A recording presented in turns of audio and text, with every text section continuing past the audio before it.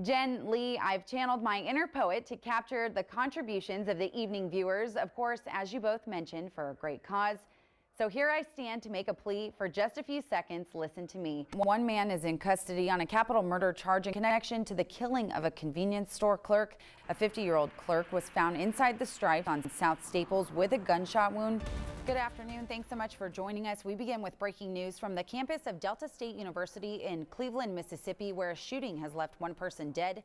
The victim has been identified as a professor on that campus. There's no word of any other injuries. Good morning, everyone. There's some controversy between the Bee County Jail and the city of Beeville.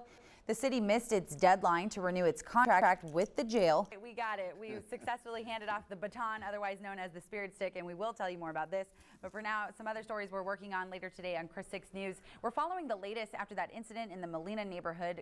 Rachel, how's it going out there?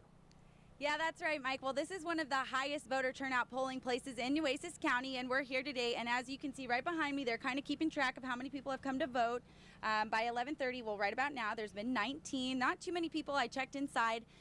But for people that are still planning to come down and cast their ballot, they're going to want to remember that the voter ID law is in effect. Welcome back, everyone. With me now is Miss Sydney Purvis with Six Flags Fiesta Texas. Welcome to Chris 6 Studios, young lady. Thank you so much. Yes, and you are talking to us about a new ride, unique from every other, the Batman ride. Tell us about the Batman ride. Park rangers say they've even had to cancel several school field trips, and they hope to reschedule those when the park reopens. Jen Lee. Purse says once the concrete culverts are dropped into the water, it will immediately develop habitat and draw fish and fishermen to the area.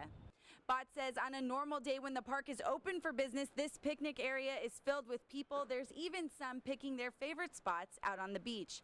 That's not the case today. City officials say there are plans to build a hotel right here in this area, but as you can see, cleanup still has a long way to go. Police say it all started here at the Bay Point Apartments when the woman pulled up in her red Mustang, tried to punch in her gate code, and was approached by the three suspects who held her at gunpoint. The focus of demolition will be on the west side of the old hospital property, and officials with Del Mar College say they're not sure what exactly they plan to put here next. Animal control officers say, though, not all the dogs are quite that easy to catch. Take these two in particular. They say anytime the dogs get wind of the scent of the truck, they take off running and they can't catch them. Vector control officers use what's called an aspirator to suck the mosquitoes out of the net and then transfer them into the container by blowing them into the jar and corking the inside.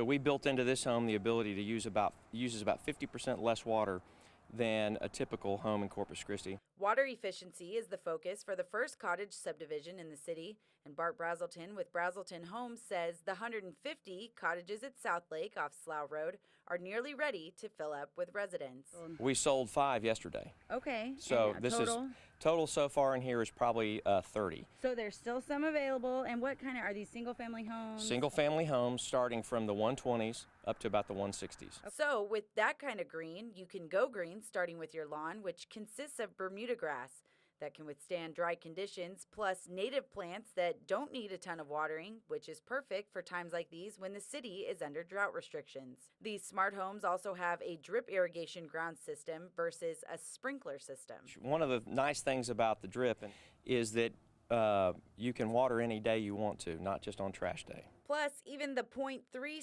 inches of rain we got Tuesday will be recycled and won't go to waste. National stats say that on average, homes' roofs can harvest up to 600 gallons of water from just 1 inch of rainfall.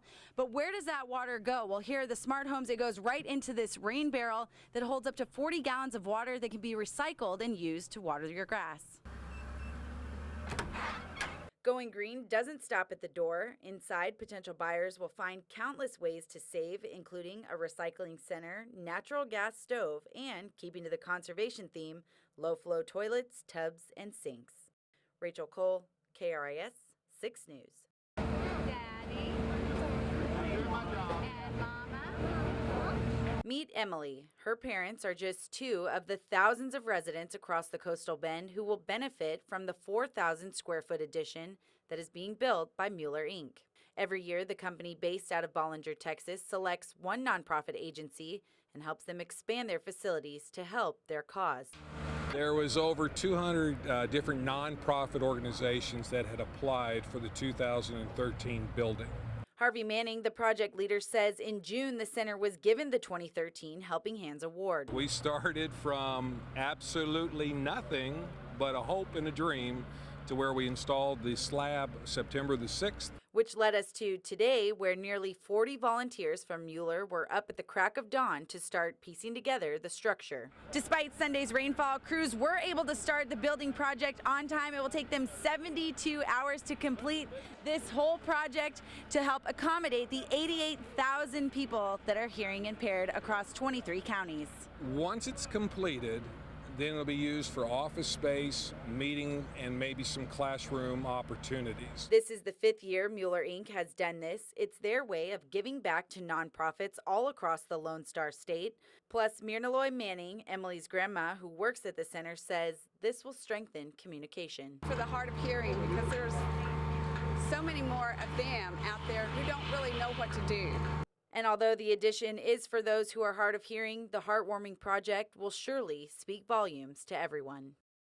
Rachel Cole, KRIS 6 News.